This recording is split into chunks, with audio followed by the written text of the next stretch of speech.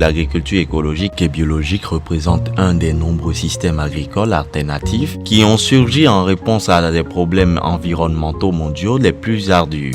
En Afrique en général et au Bénin en particulier, l'agriculture écologique et biologique demeure l'affaire d'une minorité dont les efforts semblent vains face à l'ampleur de la tâche à accomplir afin que cette forme d'agriculture soit reconnue à sa juste valeur et institutionnalisée. L'une des contraintes majeures au développement de l'agriculture biologique et écologique est l'indisponibilité de semences de qualité ou leur inaccessibilité par les producteurs. Du 22 au 23 juin 2020 à Kansopa, dans la commune d'Abomey-Calavi, s'est tenue une formation organisée par la PACIB, plateforme des acteurs de la société civile au Bénin, qui représente le pilier 2. Information, communication et vulgarisation de l'initiative AEB en Afrique. L'objectif global visé est de faciliter l'apprentissage et l'intégration raisonnée de nouvelles techniques de production sur la chaîne de valeur banane et plantain. L'initiative BioE vise principalement à améliorer les conditions de vie des producteurs en les amenant à changer leurs pratiques de production de façon à insérer des aspects de durabilité qui ont principalement rapport avec la santé, donc la non-utilisation des produits chimiques et surtout la santé de l'environnement. Depuis l'année dernière, nous avons entrepris un diagnostic pour comprendre un peu les pratiques qui sont en cours dans les 3 chaînes de valeur que je venais de citer, les produits de l'apiculture, banane, plantain et maraîchage. Ceci nous a amené à pouvoir cibler certaines initiatives pour pouvoir amener les producteurs progressivement à comprendre les écarts entre les pratiques agricoles qu'ils adoptent et leur conversion vers l'agroécologie. Et donc ce que nous avons constaté pour les bananiers et plantains principalement, c'est d'abord le système d'apport d'eau qui est la plus grande contrainte. Mira si o inde bro du anu ko kele do alume besi décembre kaka avril mai on no zombo ko kele bidonku était do ko ko yole yo e ko ko no ajayi bono ble question c'est pour question c'est où c'est mon ça ko zombo mi ara I hakan wa no si wo ne na blo mo hu no de blo ko wa de hu no la mi mo de blo ko wa ko yesi collègue no fa semaine comme 2 fois mon bon minoblo et non que rien à traverser saison sèche. La deuxième contrainte, c'est les maladies qui n'arrivent pas à gérer et très bizarrement, beaucoup de producteurs aujourd'hui dans plusieurs de nos milieux ruraux sont fortement habitués à tuer les mauvaises herbes en utilisant les herbicides, ce qui constitue un grand danger pour leur sol et pour leur santé. Donc, nous avons initié une première recherche pour les amener à comprendre que les mauvaises herbes ne sont pas réellement de mauvaises herbes, qu'on peut les positiver. Nous avons actuellement une recherche qui est en cours sur l'identification des mauvaises herbes qu'on retrouve dans les plantations de bananiers et plantains, de façon à pouvoir les tourner, les minéraliser pour qu'ils puissent servir de fertilisants. En agroécologie, on ne fait pas la monoculture. Donc ici, quelles sont les cultures qu'il faut associer aux bananiers pour pouvoir en tirer le meilleur profit. Donc l'expérimentation qui est en cours ici fait face à cela également. L'autre expérimentation qui est en cours sur le hangar là-bas, c'est surtout pour pouvoir enseigner aux producteurs méthodes rapides de multiplication de rejets pour de bananiers pour pouvoir ensemencer. Tout en tenant compte à la fois des capacités des producteurs et productrices et des ressources accessibles liées à l'écosystème.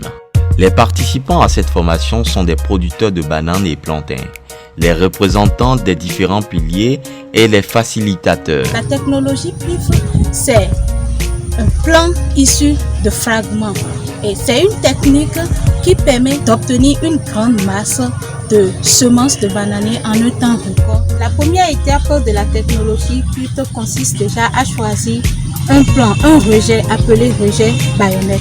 Après ce choix, le producteur doit systématiquement laver, rendre propre ce rejet avant de procéder au parage.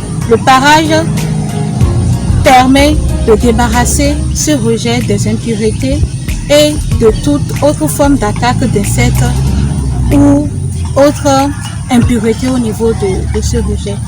À la suite du parage, on procède au décortiquage. Le décortiquage consiste à enlever toutes les feuilles du bananier afin de pouvoir procéder à l'incision. L'incision qui permet de lever la dominance apicale afin de permettre au rejet acciaire de pouvoir se développer et de pouvoir donner en un temps record un nombre important de rejets de bananier. Après le décortiquage suivi de l'incision, l'explant obtenu est plongé dans une solution de fongicide ou d'insecticide, mais dans ce cas, il s'agit d'insecticides de fongicide biologique. Nous devons procéder au séchage direct de ces explants. Et ce séchage durera entre 24 et 112 heures. Les explants seront transférés dans le germoir pendant une durée d'1 mois au plus. Nous aurons déjà probablement de jeunes plantules que nous pourrons transplanter dans un sachet qui sera mis sous une ombrière pour faciliter l'acclimatation de ces nouveaux plants.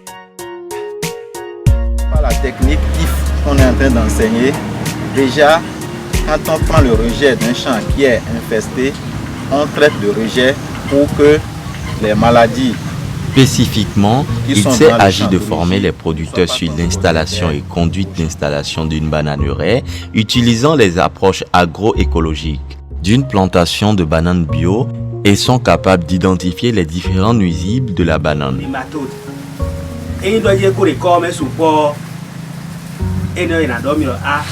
Filo nufio gbe support nufio gbe ne support comme mitolo fio mitona ya uja ijeji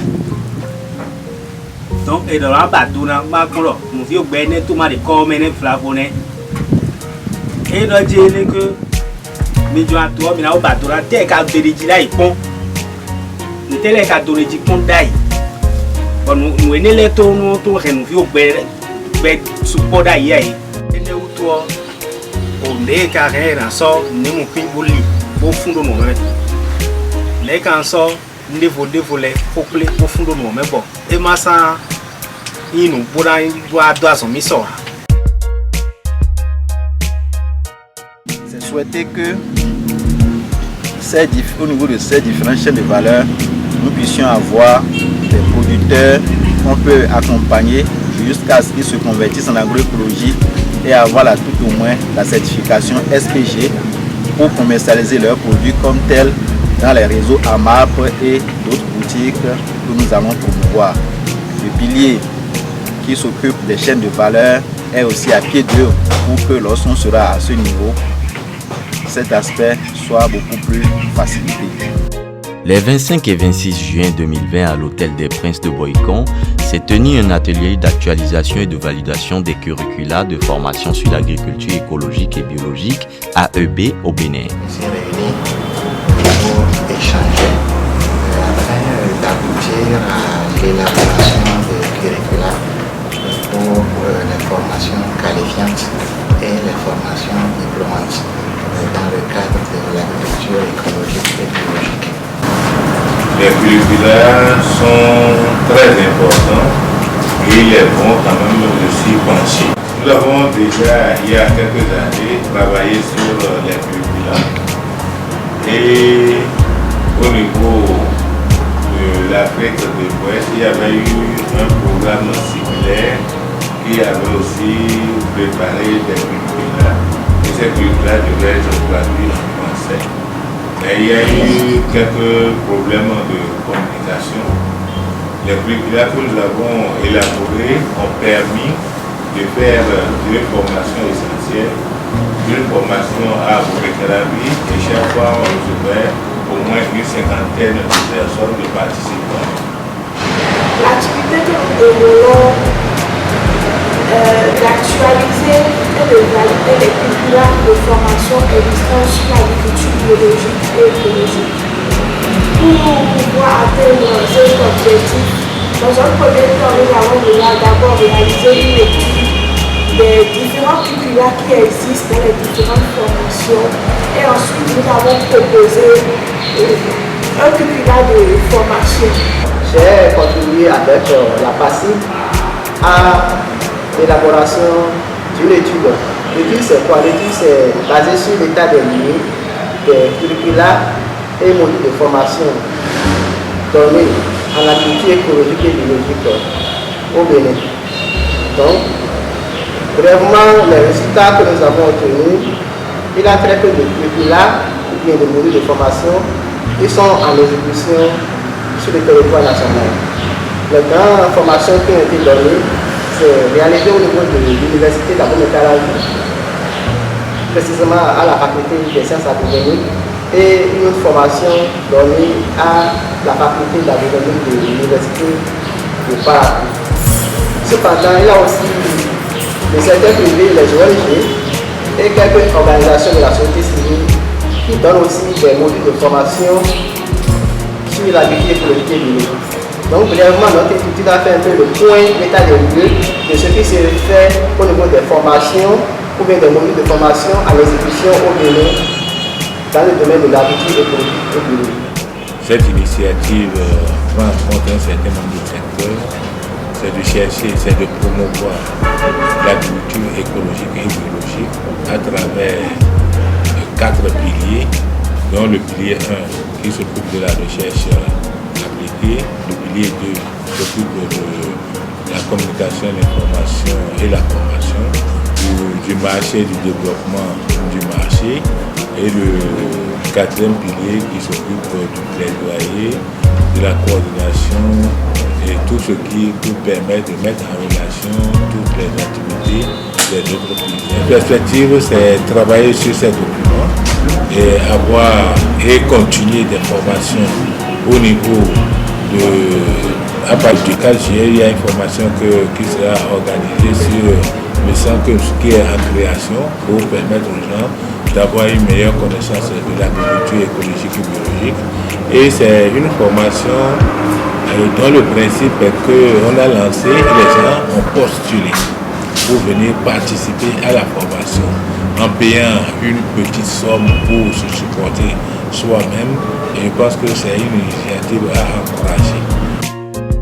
Du 29 au 2 juillet 2020 au centre Anouarit de Abomey-Calavi, il a été organisé la formation sur l'entrepreneuriat dans le secteur de l'agriculture écologique et biologique au Bénin. L'AEB est une alternative durable de production qui préserve la santé des producteurs, fournit aux consommateurs des aliments sains et de qualité et ne compromet pas l'environnement pour les générations futures. Elle contribue à l'amélioration des moyens de subsistance, la réduction de la pauvreté et la sécurité alimentaire. L'objectif de l'activité est de renforcer les capacités des professionnels agricoles sur les principes de l'entrepreneuriat dans le secteur de l'agriculture écologique et biologique.